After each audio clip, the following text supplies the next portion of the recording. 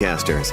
Podcasting Smarter is the official podcast from Podbean, featuring podcasting interviews, best practices, and helpful tips. We're here to give you the tools, resources, product updates, and news to help you get started podcasting and keep your podcast growing.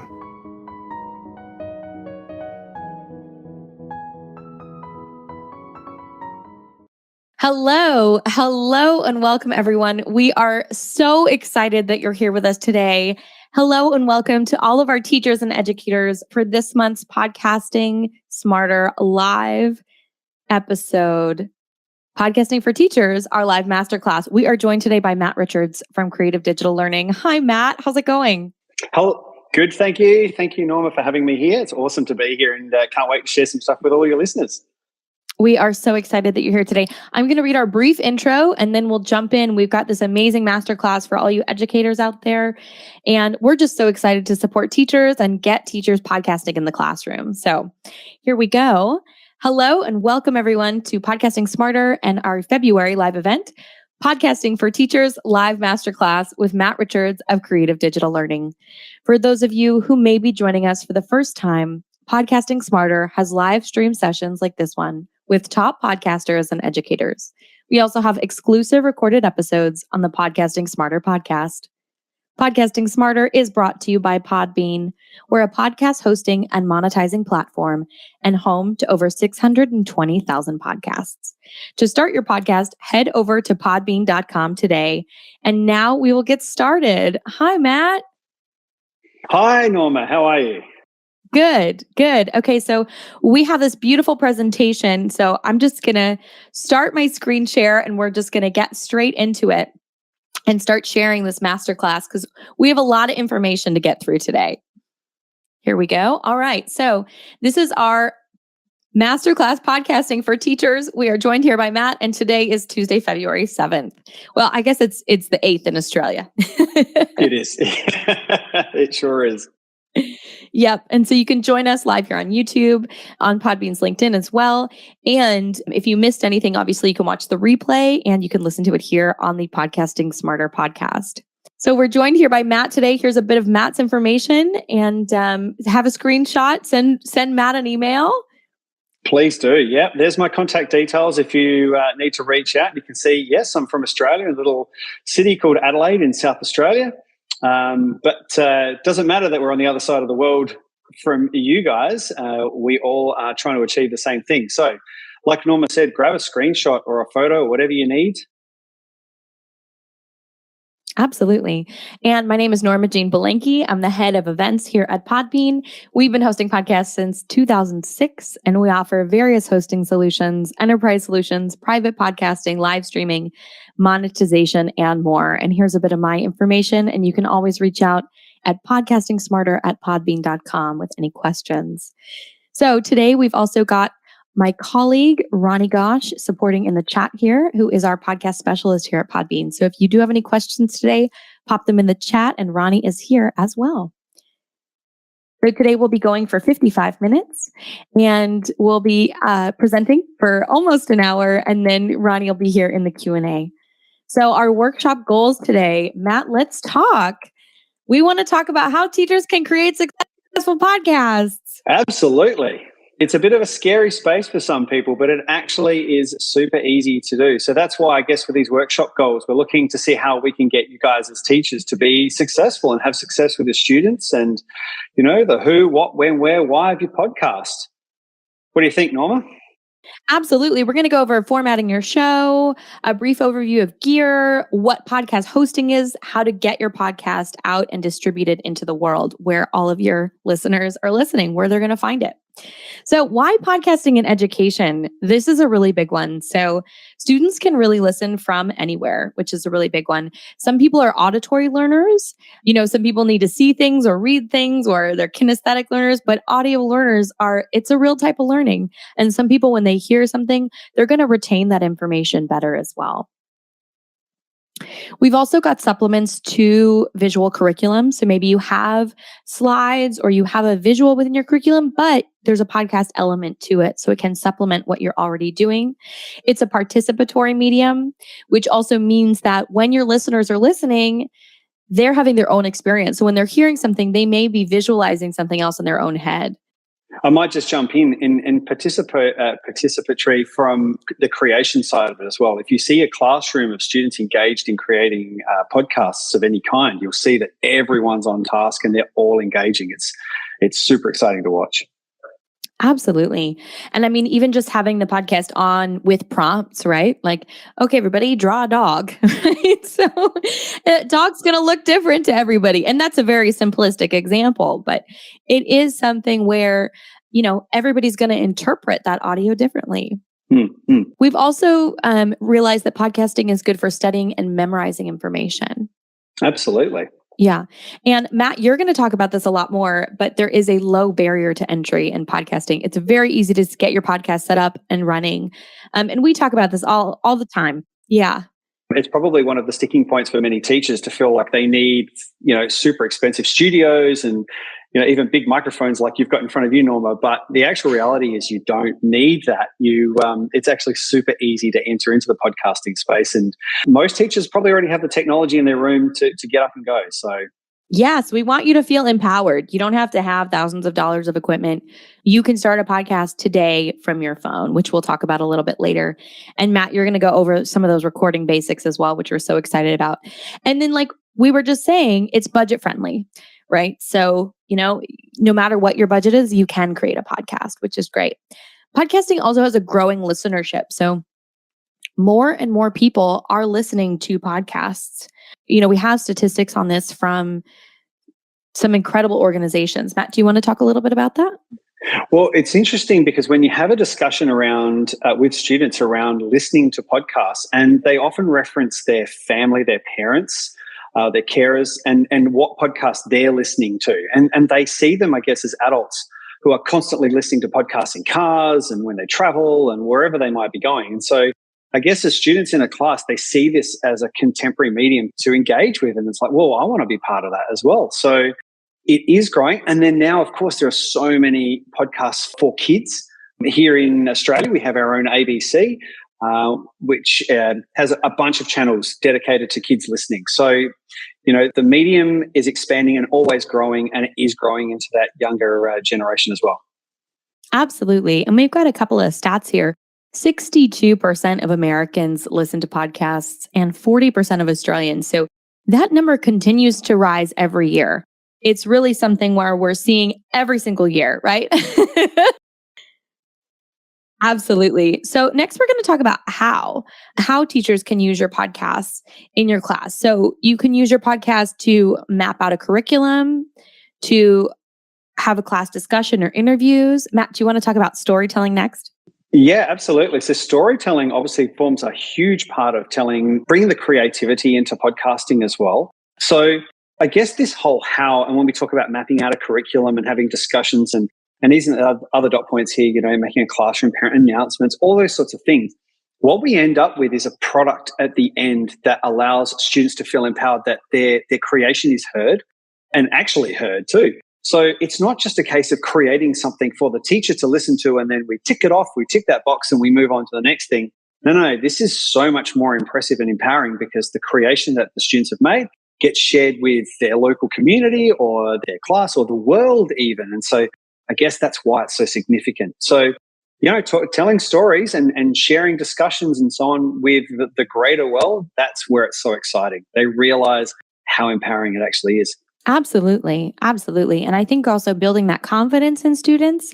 If it's a teacher podcast, that's one thing, sharing information, but also, empowering students to make their own podcast to really use their own voices is so important as well. We've also had examples of graduate students and college students creating their thesis with podcasting, as well as, like you were saying, there's so many incredible podcasts out there for children.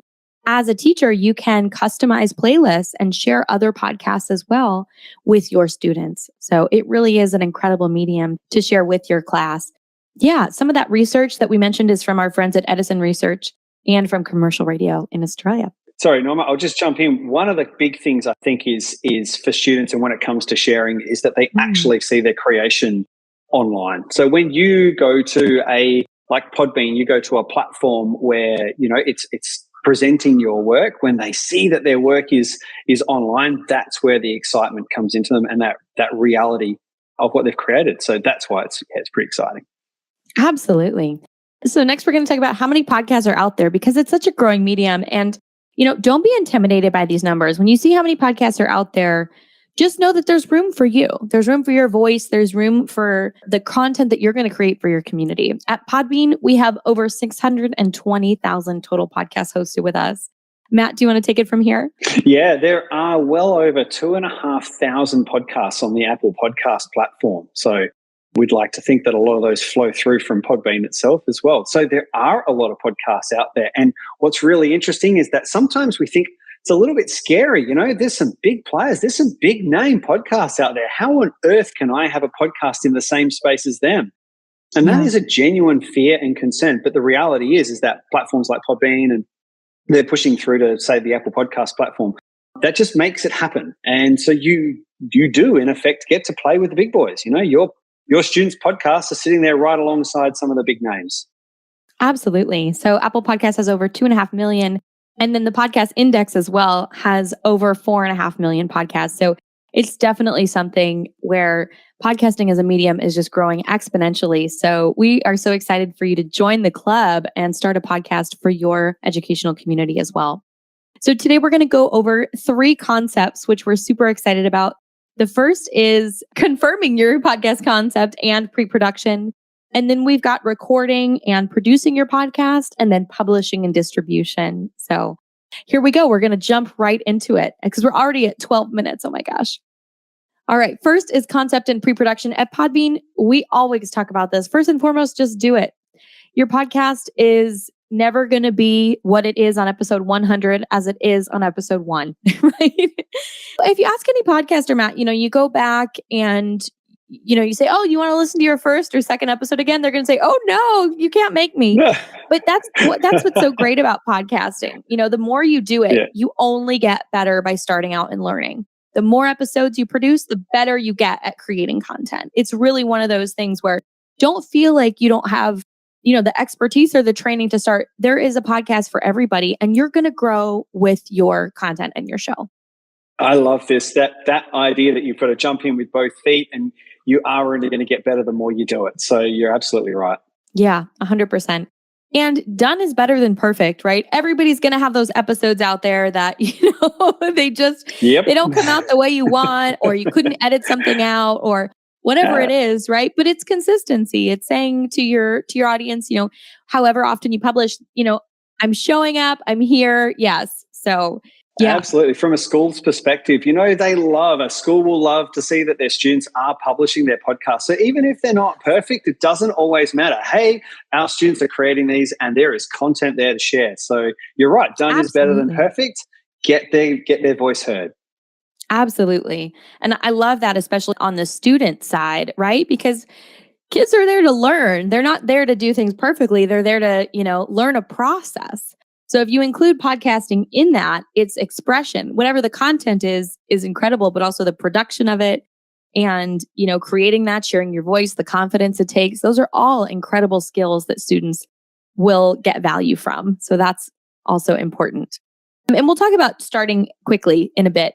But we first want to talk about your audience avatar and who your ideal listener is.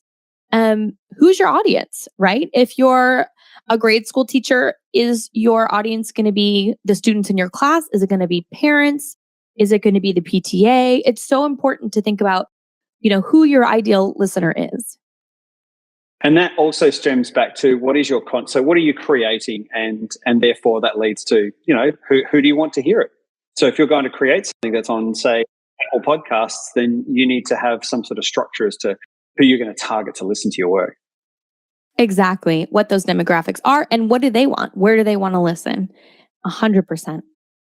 So now we're going to talk about the formats of podcasting. So we've got the solo podcast. It's you and the mic. Just alone. It's just, hello. That's right. But this one's a great one, though, for sharing those. We were talking before about storytelling. And if, you think about students who have written narratives and they want to try their own voices or, their own expression and demonstrate what they can do, this one's perfect. Yeah, absolutely. And a lot of the time for announcements, and this can be teacher-led or it can be student-led, right? Maybe you have a podcast just for your specific class or your school or your grade in your class.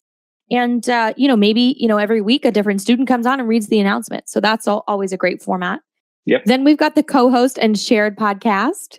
Well, that's the same idea, really, but except we've got extra people in the room. So when you've got a co-host or a shared, like what we're doing right now, Norma, we've got two people and we can backwards and forwards, and that brings a whole nother dynamic to a conversation. So one of the key things here is that unlike the solo podcast, which is generally scripted, the co-host and shared podcast, you can follow a bit of a map, but how it goes can change from time to time, and sort of there's nothing set. Absolutely. And you do get to bounce off each other, which is always really fun as well. So next we've got the interview podcast. Dun, dun, dun. So this one's a great one. If we want to have, as it says, we have an interview. I might have some questions lined up and I really want to gather some information or share a bit of a story about a person. It's bi-directional, but one's leading the other person. So a little bit different to your co-host, which is bouncing off each other. This one is probably a little bit more steered in a direction that requires specific answers from the interviewee. So, absolutely. And that can be great for guests at your school that you want to highlight maybe some projects that they're doing or some interesting community service initiatives.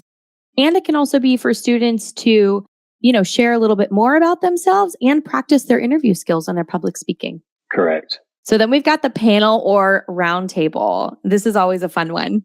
Yeah. So look, probably very similar to the co-host where you are bouncing ideas off each other, but obviously a lot bigger. And on a technical aspect, you might want to consider, how everyone can have access to speaking clearly into microphones or devices. But at the end of the day, this one is one where it's just, I get a greater sense of input to the topic of conversation. A lot more people. Absolutely. And then we've got our last actual format is storytelling. So obviously this one fits in with education so seamlessly. And, we share this fact at Podbean sometimes. It's that if there is a fact within a story, people are 20 times more likely to remember it. So if there's anything that you want to teach your students, if you put it in a story, their brains are more likely to receive that information and to keep it, and retain it in their brain. So that's always a really good one. And then in terms of formatting, we've also got episodic versus serial. And that can mean, each episode stands alone on its own, or you have episodes that are connected. Maybe you do a storytelling podcast and it's broken up into, a different episode every week, but they're all connected, so you've got to start out at the first episode.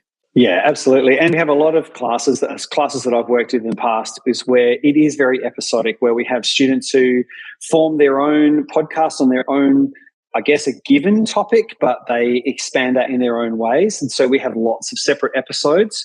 But I tell you what, having serial tied in with storytelling is a really exciting concept. We think about how we watch TV and we listen to podcasts that are a story that is told over time. So blend those two together with your class and wow, that'll be awesome. Yeah, absolutely. Well, next we want to talk a little bit about the organization of your podcast. And I'm just going to go into this briefly because Matt's going to talk about this a little bit more. So in general, you want to think about whether you want to have a script, right? And Matt, you talked about this. The solo podcast is a little bit more script heavy, but it's also to what extent, right? Do you want to have bullet points and kind of a loose organization of your podcast, or is it going to be completely scripted and you're going to read a very specific script? The next thing is to have a roadmap. Yeah, so the roadmap, and you're going to go into this extensively. Yeah, I will. Yeah. Absolutely. We're just going to briefly go over here because, with your roadmap, you want to have an introduction, right? On every podcast, you want to make sure that, you welcome your listeners, you tell them what the episode's going to be about, any episode announcements as well. And then also, you have your main topic. That's the meat and potatoes of your podcast episode. And then within there, you can utilize segments. So you can break it up into multiple smaller segments. And you talk about this really eloquently. So we'll let you jump in there. And then we've also got outros. So you can thank your listeners and just tell them, all the ways they can find the podcast. They can subscribe, all of that good stuff. So, Norma, one of the things that happens generally in a classroom with students and wanting to create a podcast is the first thing they want to do is go and grab their device and hit that record button. And the planning and the mapping out of what they're going to say becomes forgotten about. And it's so important. It's super important. So that whole point at the start there, which is scripting yes or no and to what extent, you're right. If I'm doing a solo podcast and it's a story or it's something that I want to relay, and I'm probably going to have that all scripted out. But as we talked before about the co-hosting example where you're bouncing off each other, we don't necessarily want a full script. We might want touch points. And so how we choose, and we'll get into this with some diagrams in a minute, but how we choose to do that, I guess, is entirely up to the content. This roadmap, of course, we're going to need to have that introduction where we are welcoming our listeners. And we do want to tell them what it's about. And that's even where things like jingles and bits of music come into it as well, because it's sort of branding your podcast. The meat and potatoes of your episode, of course, that's where the guts of your research or your storytelling and even just, the backwards and forwards comments and conversation is all going to happen. And again, like you said, the outro, send them off. And I guess the intent there is you want them to come back and listen to the next episode. So I guess leave them wanting more. Absolutely. And it's also where you can, direct listeners to your show notes, talk about links, talk about announcements, anything like that as well. Some other considerations that we're going to go over are the music, like you said, Matt, and audio cues, right? It's that subconscious moment of, oh, I hear the music, the episode's starting, right? And we all have that kind of subconscious moment with music. And then ad insertion, if it's applicable to your podcast. And when we say ad insertion, it can be for monetization and ads, but it can also be where if you have popular episodes within your school podcast or within an educational course, you can use dynamic ad insertion to announce updates, right? Hey guys, just wanted to let you know we have an open house or we've got a field trip coming up, things like that, so that you can put time-sensitive announcements within an episode that may be evergreen or people can listen to it anytime. All right, and let you take it from here with the run sheet. Yeah. So this was my little idea of a run sheet, in the idea that we can separate what we create into different tracks. So you'll see that you've got 5 tracks in front of you. We obviously start with this intro and welcome where we introduce the podcast, anyone who's speaking in the mic, any guests and so on. So, and that's going to be paired up with that music, that branding music. What are we going to talk about? So what are we covering? Number 2, we're going to list out those key points that we're going to cover in our podcast. And that's the meat and potatoes in number 3, the discussion points, the guts of that podcast. That's where the real key part of it is, and it's going to take the bulk of the time. And that's the bit that really, it's either scripted really well or it's really mapped out well so that the reader or the podcasters know what they're doing and their direction and how to say it. For number 4, the wrap up, we just summarize it and bring it all back together. What are your takeaways, any actions, or even any calls to arms? So is there anything that we want you to do from here on in? And number 5 is a bit of an optional one. Are you signing off? Do you have a sign off? Are you using your outro music? You definitely want to do that. You might just have a sort of a key something at the end that you repeat. But reintroduce your presenters just to remind everyone who's been talking to them, and round out by your music, that branding again, so that they know that when they hear it, what it means. So the way I've presented that across all 5 is I've staged them separately, and in thinking that sometimes it's easier to record in separate tracks. And so if there's any editing or changes that need to be made, it's always easier to edit in a separate track than it is in one big long recording. Absolutely. So this diagram here is my little podcast planner, which, by the way, you can grab this off my website, which is mattrichards.net.au. And it's nothing more than a mind map. It really is. It's pretty simple. You could probably make your own if you really want, but this one's there for you to grab. And it's just as simple as saying, hey, in the middle, what's the theme and the topic? And then around the outside, we've got topic 1, 2, 3, and 4, where we might put some key ideas. And then in the circles are the talking points. And this particular planner is for the kind of podcasts where it's a bit of a co-hosted one or a round table one where there's multiple students all talking at the same time. And the idea being that those talking points in the circles, you can sort of have someone who drives the whole podcast and tick them off as you go. So you always know what your direction is and what you're going to be talking about. And this can work for just about every topic. Like I said, it's nothing more than a mind map. This is we're not breaking new ground here with this. It's just a really useful tool to get your students up and running. Absolutely. And it really helps them, kind of visually map out what they're going to create.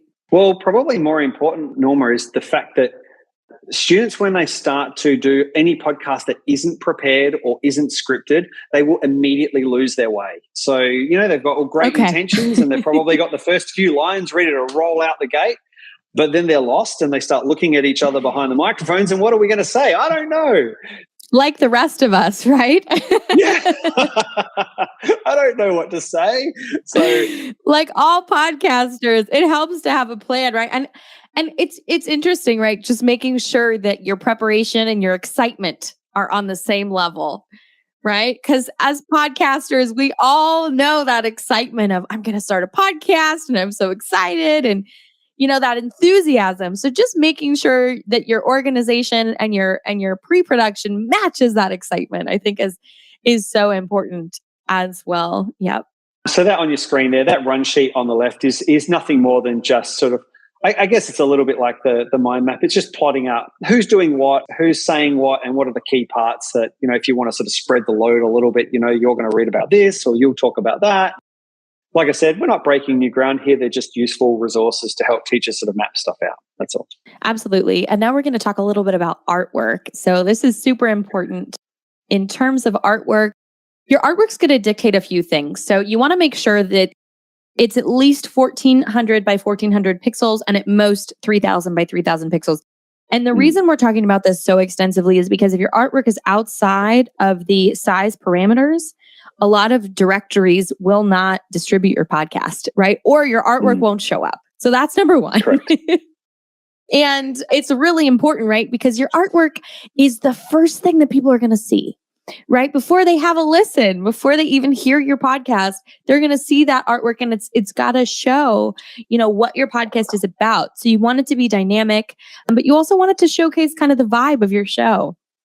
You also want to make sure the format is JPEG or in PNG, and it's less than 1 megabyte in file size. If it's over this, it won't show up in a lot of directories and your podcast won't be listed. Additionally, you want to make sure that your artwork can be seen from a small size and that it's a simple design. Can I jump in here, Norma? Yeah, absolutely. With that one there, that small size and simple design, that is probably one of the biggest things that students immediately struggle with. They feel like white space has to be filled.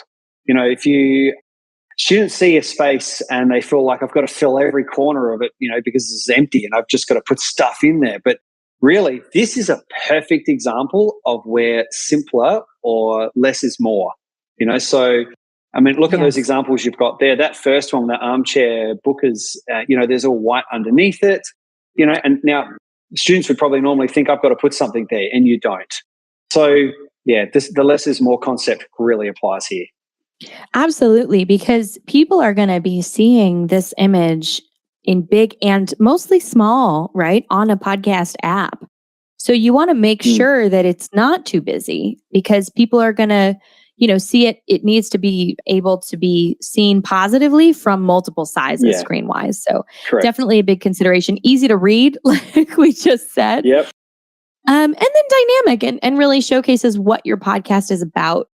As you can see, we have some examples here, right? One is Welcome to Night Vale. It's a very popular fiction podcast. Armchair Bookers is obviously a wrestling podcast. You can see the wrestling ring. It's super straightforward. And then Lit Cast of Doom it's a literary podcast, right? So you see a book there. It's okay to be really literal with your artwork. And it seems like having something simple would be counterintuitive and that you want to really attract people, but actually having something simple can be the best thing. That's right. And to engage a class, something we've done in the past is this is a great opportunity for a little class competition. So we can have students sort of submit their artwork as, hey, we're going to be running our class podcast and we need some artwork. So if you feel inclined or you enjoy that sort of thing, let's get everyone to throw a submission and we can do, a bit of a class vote or however you feel it might work in your class. But at least that way you as the teacher is not driving it and you can allow their creativity to shine through. Absolutely. 100%. That's such a great idea. Next, we are going to be talking about recording and production. Oh my goodness. Okay. So we're going over a lot today. Honestly, we're going over so much today. So bear with us. You can always watch the rerun of our live stream chat today of our masterclass, because honestly, we're just speeding through a lot of this just to go over the basics. And we're going to have resources in the comments here in the description from Podbean, from Matt, directions to Matt's website for those visuals, to Podbean to get you up and running, all that good stuff. So don't feel like you have to memorize a lot of this stuff. We're just going over the basics so that you can understand what's going on. I just want to preface that before we jump in any further. So in terms of recording on the Podbean app, you can very quickly record, edit, and upload your podcast through your phone. So on Podbean, on our public app, we have a professional audio recorder with a really easy to use interface. So you can use sound effects, you can upload your own music. It's a really incredible tool. The audio quality is really high, and you can have each of your guests join as well. So you can record multiple people. So we always tell people to get your podcast up and running just super quick. Use the Podbean app. It's an incredible function, that recording on the Podbean app. Also, if you're interested in music, and I think Matt's going to talk about this a little bit more, you want to use that music for intros, outros, transitions as well. Maybe you're going from one segment to the next within your podcast. You want to make sure you have those audio cues, right? It really helps people link things subconsciously within your show. And some things that we talk about here at Podbean are to just make sure that you have the rights to any music that you include in your podcast. That's a really big one. Yeah, big conversation we have in classrooms as well about, using music. Where do the rights live? And in the spirit of fairness to artists, how should that look? Exactly. So you just want to make sure that you have the rights. And we have several incredible little samples and snippets at Podbean on the app as well. And some other programs to look at are LMMS, Ableton Live, and GarageBand, which you're going to talk about a little bit as well. Yeah. Some basic recording gear. You can use your phone, you can use a set of headphones, but we're going to talk about a couple other things. Yeah, Matt, did you want to jump in?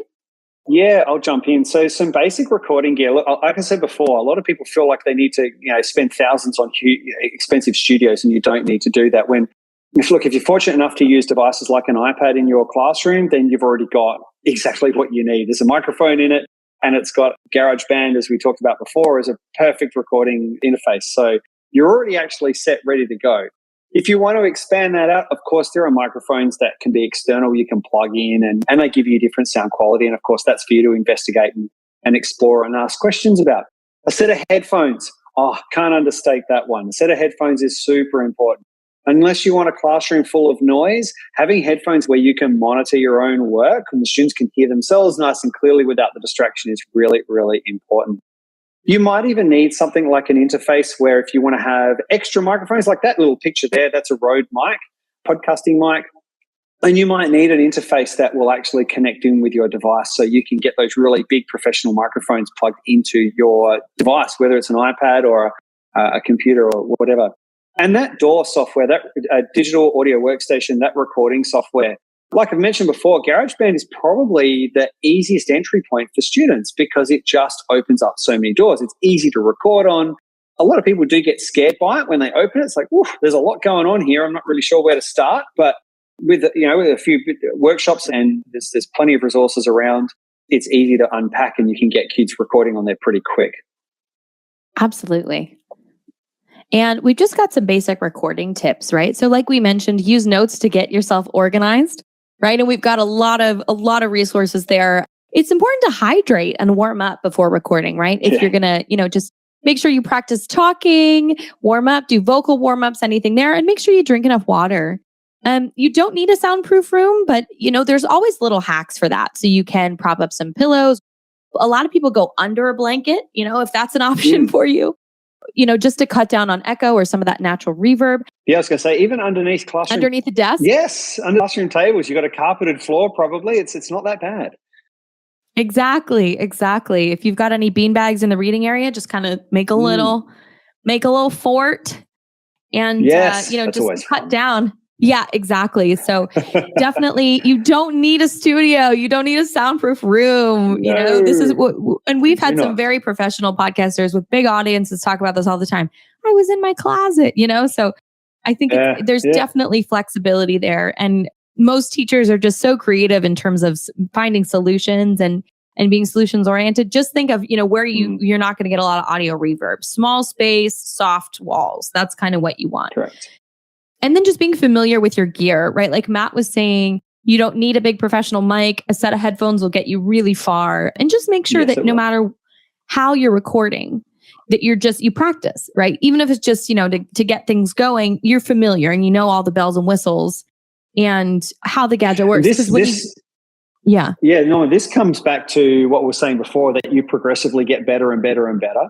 And this is a really good example of that, is that being familiar with your gear, you might think about how you do your recordings, at what stage you press this, do this, tap that, whatever it might be. And you just progressively get better and better in your recordings as you go through, just improving quality. Exactly. And then we've also got, figuring out how you're going to position yourself while recording. And we mean physically, right? So are you going to be super close to the mic? Are you going to be far away from the mic? Right? Or what's the angle of yourself with the mic? And that can be with a bigger microphone. It can also be with the microphone on your headphones, honestly. Yeah. It's just about making sure that you're aware of physically where you are in relation to the device that's going to pick up sound. Because that can really change lots of stuff. Yeah, and there might be an opportunity to obviously re-record. You might just do your intro. And even just listening back to your intro, you think, oh, wow, that didn't quite sound right. We'll redo it. And then you start to learn and go, okay, well, now that we know how to position ourselves and we get the best sound, here's a fun tip, is that particularly with iPad, I see a lot of kids talking into the bottom of the iPad, thinking it's like an oversized phone. So a hot tip, the microphone's on the back at the top. So, there's a really, really good example. Well, where am I placing my face and where am I talking into? So exactly. You're right. But where am I placing my face? Right. Yep. 100%. 100%. Well, Matt, I'm going to let you take it from here and talk about intro music. Yeah, sure. So your intro music. So I have a little bit of a system that works, and it's worked with many classes, and I call it the 3 Bs. Introduction music doesn't have to be complicated. And in an app like GarageBand, where you've got hundreds and hundreds of loops that you can engage with and build your own music, the 3 Bs sort of fits in. We have 3 tracks. We start with a beat, whatever it might be. You pick one, then we pick a band instrument, which is like a guitar or a keyboard, something with strings. And then we might even throw a bass in there as well. And you know what? If you really wanted a 4th track, there could even be an embellishment of some sort. And when I mean embellishment, it could be like a chime or a triangle or a crash or who knows what it might be. So if we were to lay those 3 tracks on top of each other, we get a bit of an intro. It sounds kind of fun. That intro music, if we stagger those 3 tracks, the beat, the band instrument, and the bass, we can sort of build a dynamic introduction. So it might just start with a beat, and then in a couple of bars, we might bring up a band instrument, and a couple more bars, we bring up that bass, or however you want to mix and match it. But those 3 generally give us what we need as a nice, catchy jingle to start with. So on that next screen, we talk a little bit about volumes. I've got a nice little fancy graphic here that if we look on the left-hand side, we've got the volume level, and over time, the volume just travels along. And unfortunately, that volume it's just going to have to change. So if we just advance again, what we can see is that I've got my little intro piece of content. Hi, my name's Matt and welcome to my podcast. And then we've got the podcast body, which runs out till the end of the podcast. And so in GarageBand, I use a feature which is called automation. I'll bring that up in a moment. But in automation, we're able to control the volumes that exist. And so we can sort of build in some, I'll call them pivot points, and we can control the volume that happens around that bit of content. And so you'll see from this yellow line, the volume of the music is up. And then, of course, it's going to drop down when we start talking about intro, what we're covering. So that's that ducking of music comes back up. And then we're going to bring it across, and it's going to drop down to nothing for the podcast body. So like I said, that gives a real professional touch. And if you watch students when they learn how to do this and they do it for the first time, and I've got young students, like 3rd-year students, real early primary, elementary school, I suppose, students that when they see and hear this for the first time, they look up in amazement like, oh my goodness, that is so professional sounding, because the music is changing in time with what they've created as they're talking. So it's super good. So yeah, if we flick to the next one, I just simply say that's called automation. So just a nice big word there, automation, to get that one ingrained into your eyes. Also in GarageBand, there's a button that will sit in the top left corner, which allows us to flick between recording and our tracks view. And the tracks, as I mentioned before about those 5 sort of layers, that's, I guess, what's essential in this tracks view is, we're laying one track on top of the other, and that becomes really, really easy to maneuver and edit and trim and cut and all that sort of stuff. And one doesn't impact on the other, and so it's a lot cleaner. But if we have to then go and record another track, we might have to hit that button at the top there and bring it back to a recording screen. So just be aware of it. I'm not here demonstrating how GarageBand works, but just a couple little call outs. So this run sheet that I talked about before, if we advance that forward, what you will see is, I call it my reverse staircase, because it does look a little bit like a staircase. And so if we then were to put that inside GarageBand, if we sort of spread it all out, I'll get you to advance that one again there. Thanks, Norma. And we place it all out, put a little bit of getting it right into GarageBand. You can sort of see what I mean by, if we stagger it out over as a staircase, we've got the intro, the welcome, then one leads to the next, then to covering, then our discussion points, which is the big part, the wrap up and sign off. And so I guess that's what I'm saying in GarageBand. By layering out on all separate tracks, it gives you that flexibility of what you record and how you record it, and the control over, each of the tracks to make sure that they're just right. Yeah, absolutely. And I just want to jump in also, for everybody who's a visual learner, you can visually see the audio, which is really cool. Yeah, absolutely. So this here is a little bit of an example script that I use in some of my workshops, and it's really just an opportunity. In fact, if you took a screenshot right now, or a photo, if you've got your phone handy, this is a really, really simple way just to get people started and engaged, and just the idea of breaking it down into the 5 separate tracks. So just a useful little tool. Absolutely. And I think it's helpful sometimes to have a little bit of outline and script cues as well. So this is a really great one to screenshot. Awesome. All right. Well, we are going to talk now about publishing and distribution. Oh my gosh, we're right on time. We're just, we're doing all right. Yeah. We're covering a lot of ground here today. And, we said this at the beginning, but if you have any questions, Ronnie from our team, Ronnie Gosh, our podcast specialist here at Podbean, is supporting in the chat. So pop questions in there. Obviously, we are covering a lot of ground, and we'll have resources to reach out to Matt and to myself here in the show notes for some of those handouts that Matt was saying, some links for educators, and how to get started with Podbean as well. We're going to talk about publishing and distribution now, which really it's our big thing here at Podbean. So in terms of choosing a hosting platform, there are a few things that you want to consider, right? Is there a monthly upload or download or bandwidth limit, right? Can you have and host unlimited episodes with your current host? How much does it cost per month? Is there an annual plan? Things like that. What do their specific tiers offer? Are there resources available, right? At Podbean, we're really known for our support and our resources. If you ever have any questions, I'm always here, but we've got our full support team, and you can reach out to them directly at support@podbean.com. But, throughout the platform, you can lodge a support ticket, things like that. And we've got really thorough tutorials with video walkthroughs, screenshots, all that kind of stuff for pretty much any question that you'd have, or, a way to do things with podcasting. Yeah. Norma, this is where I'd probably jump in and say, for most classes and teachers, this is the part where it gets scary. And in my mind, this is probably the most valuable part of all. So if you've gone to the effort of having students, script or plan out and then record, and it sounds amazing, and you think, gee, that was a challenge to get to that point.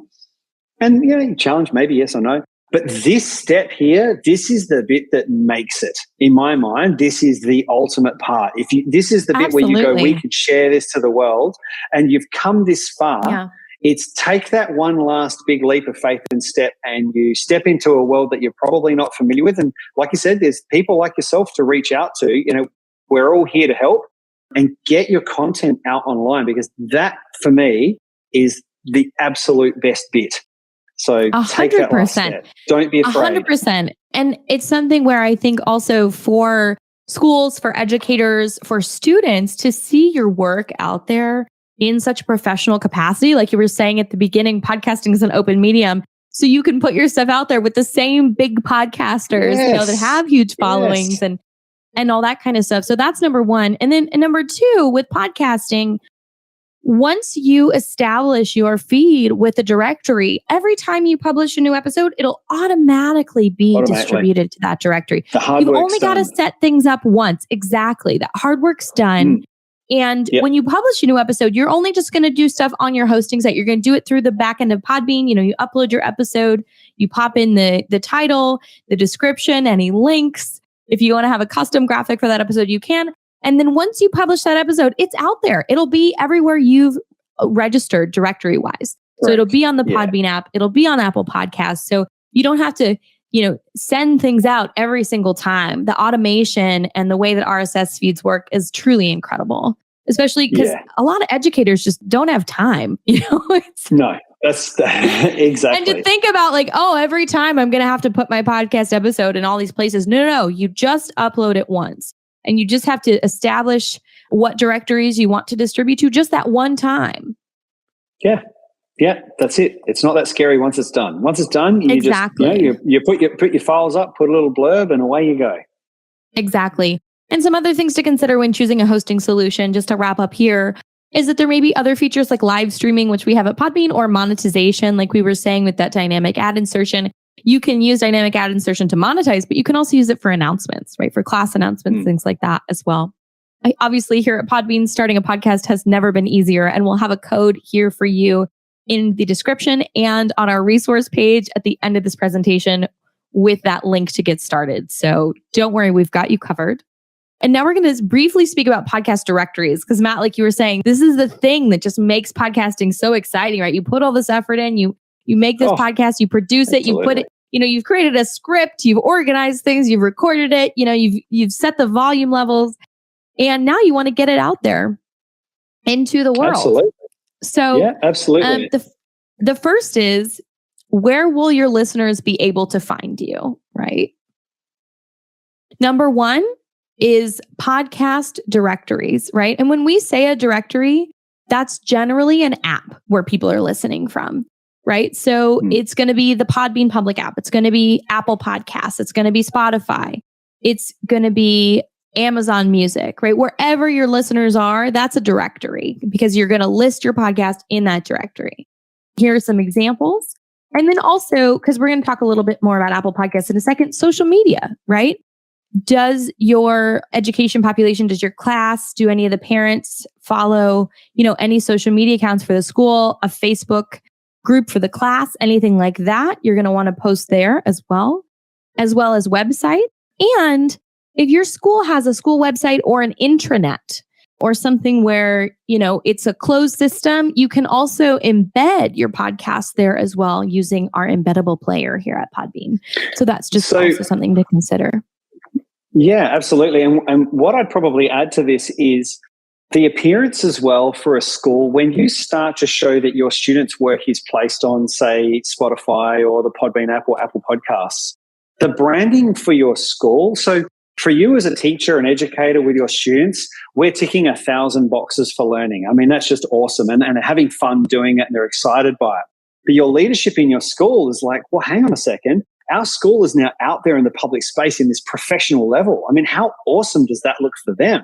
So there's a real big argument for saying, hey, keep your leadership informed as to what you're doing and where you want to post this and the content that's behind it, because you want to really get their excitement as well, because it's just going to build, a great brand and a great image for your school and for you as a teacher as well. So, all of these directories, of course, if your school's got social media and of course the websites, but you're really trying to engage with your community, with the world, and you're building your school's brand in the process of doing it. So, put that hat on as well. It's super exciting for everyone. Absolutely. Absolutely. And it really does showcase, the education that the students are receiving and what they're able to create. It's really incredible in that regard as well. Yes. Yeah, 100%. Correct. So we're going to briefly talk about submitting to Apple Podcasts, which is really great. First of all, to submit your podcast to Apple Podcasts, you want to have at least one episode published. You have to have one episode on your channel that can be a trailer. You want to have one episode on your podcast channel, on your show, and it can totally be the trailer, but you have to have one published. And the episode formats that Apple accepts are MP3, MP4, .mov, MP4, M4V, and PDF. So those are the formats for Apple Podcasts. And generally with podcasting, you're going to have an MP3 format, you're going to have an MP4 format, but in general, every directory has different specifications of the complete list of formats. So that's number one. Number two is that you want to have your podcast title, description, category, and logo in your Podbean account. You want to have your podcast set up. People think, oh, I've set it up and I can just get it onto Apple. And you want to just make sure that you dot all your I's and cross all your T's, because Apple, there's going to be a human on that side who's looking over your podcast, making sure it meets their specs. And Correct. I also just have to say, it's a real human. And over the holidays, sometimes, they do get a backlog because people take vacations, right? So it's something where, when you want to distribute to Apple Podcasts, make sure that you give yourself 3 days a week, depending on, when you want to launch on Apple, right? So that's also an important consideration. That's right.